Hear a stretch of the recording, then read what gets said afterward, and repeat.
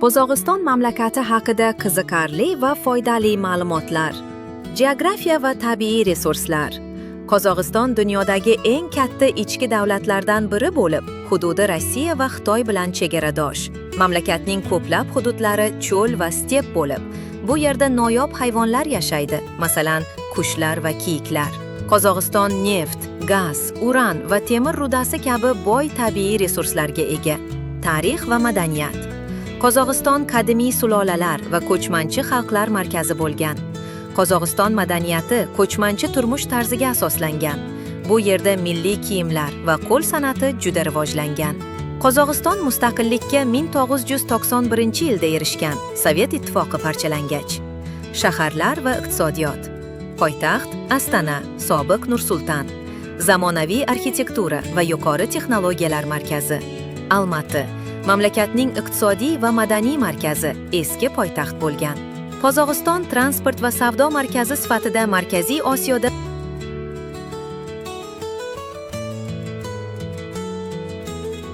Qozog'iston dunyodagi eng katta ichki davlatlardan biri, ya'ni dengizga chiqishi yo'q.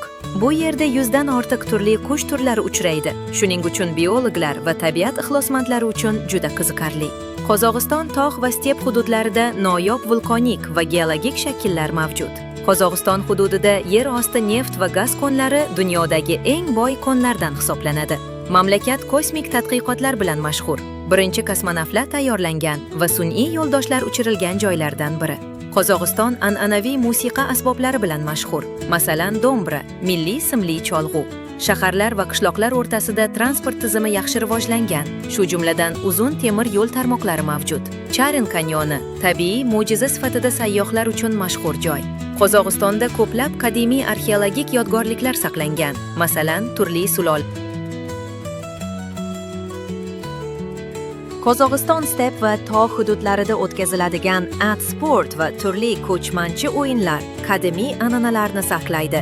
Mamlakatda dunyodagi eng katta meteorit maydonlaridan biri Jayik Ulitau meteoriti hududi mavjud. Qozog'istonda dunyodagi eng qadimiy bronza davri madaniyatlari izlari topilgan. Mamlakatda 130 dan ortiq millat va elatlar yashaydi.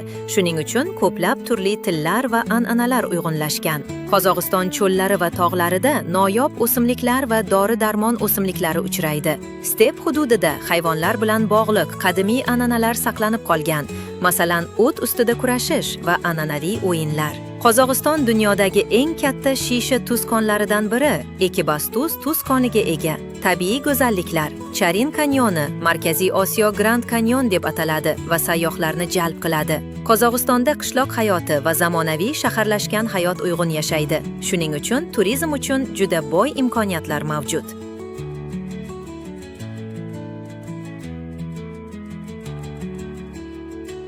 Qiziqarli faktlar.